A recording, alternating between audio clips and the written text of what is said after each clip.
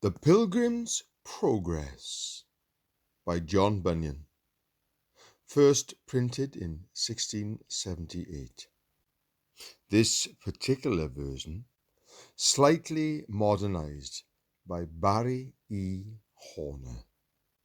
The Pilgrim's Progress, the author's apology for his book. When at first I took my pen in hand to write this way, I did not understand that I at all should make a little book in such a style. No, I had undertook to make another, which, when almost done, before I was aware, I this begun. And so it was, I, writing of the way and race of saints in this our gospel day, fell suddenly into an allegory about their journey and the way to glory. In more than 20 things which I set down, this done, I 20 more had in my crown. And they again began to multiply, like sparks that from the coals of fire do fly. Then, no, I thought, since if you breed so fast, I'll put you by yourself, lest you at last should prove ad infinitum, and eat out the book that I already am about. Well, so I did, but yet I did not think to show to all the world my pen and ink in such a style. I only thought to make I knew not what, nor did I undertake thereby to please my neighbour, no, not I. I did it my own self to gratify. Neither did I but vacant seasons spend in this my scribble, nor did I intend but to divert myself in doing this from worser thoughts which make me do dismiss. Thus I set pen to paper with delight, and quickly had my thoughts in black and white, for having now my method by the end tail. Still as I pulled it came, and so I penned it down, until it came at last to be for length and breadth the bigness that you see. Well, when I had thus put my ends together, I showed them to others, that I might see whether they would condemn them or them justify. And some said, let them live.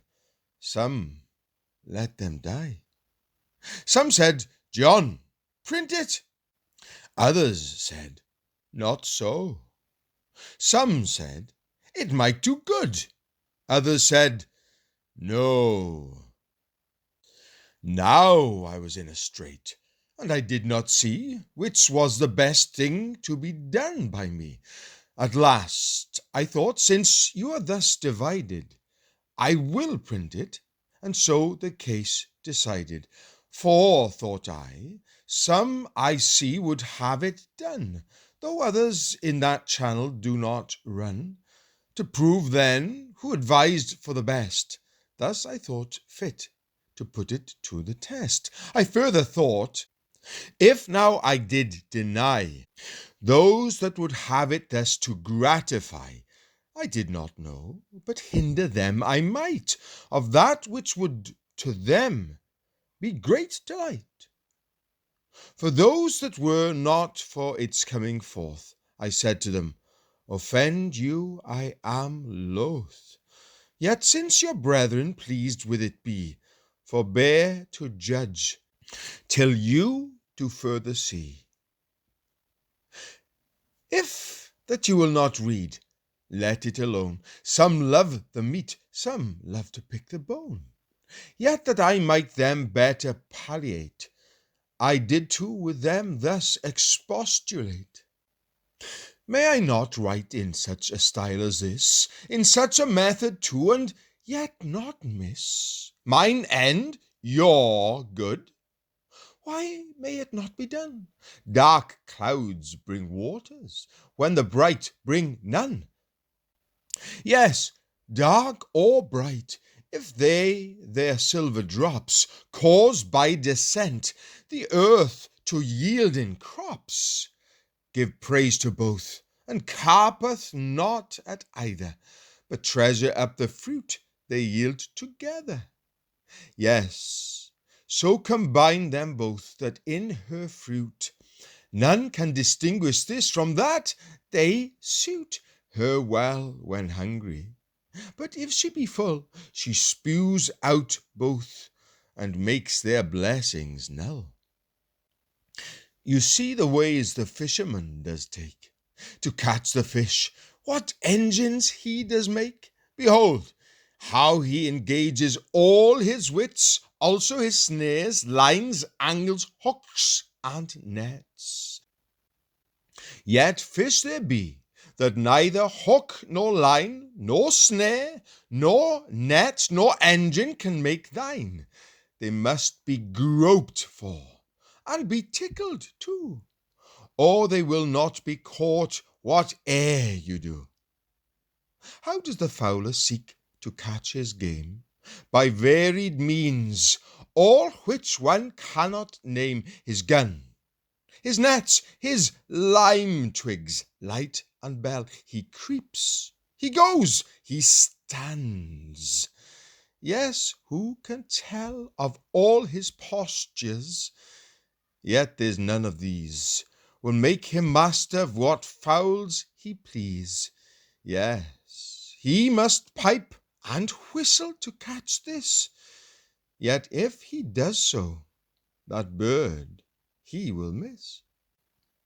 If that pearl may in a toad's head dwell, and may be found too in an oyster shell, if things that promise nothing do contain what better is than gold, who will disdain that have an inkling of it, there to look, that they may find it? Now my little book, though void of all those paintings that may make it with this or the other man to take, is not without those things that do excel. What do in brave but empty notions dwell? Well, yet I am not fully satisfied that this your book will stand when soundly tried. Why, what's the matter? It is dark. What though? But it is feigned. What if that is so? Some men by words of fiction, dark as mine, make truth to spangle and its rays to shine, but they lack solidness. Speak, man, your mind. They drowned the weak. Metaphors make us blind. Solidity indeed becomes the pen of him that writes things divine to men, but must I needs lack solidness, because by metaphors I speak? Were not God's laws, his gospel laws in olden time, held forth by types, shadows, and metaphors? Yet loath will any sober man be to find fault with them, lest he be found for to assault the highest wisdom. No, he rather stoops and seeks to find out by what pins and loops, by calves and sheep, by heifers and by rams, by birds and herbs, and by the bloods of lambs. God speaks to him, and happy is he that finds the light and grace that in them be.